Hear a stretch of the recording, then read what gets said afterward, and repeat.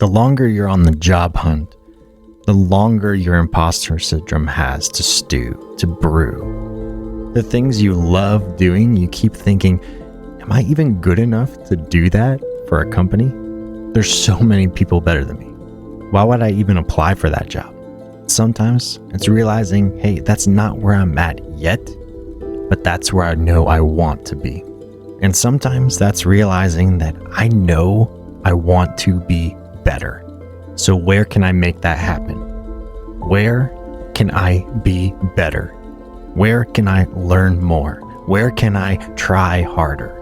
Kick your imposter syndrome to the curb and say, I'm ready to start doing what I know I want to do. Because when it comes down to it, the thing you love to do and the thing you want to do, the thing you need to do, it isn't as far out of reach as you might think.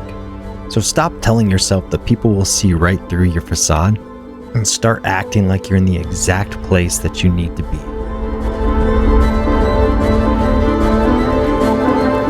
So, yeah, let's keep going.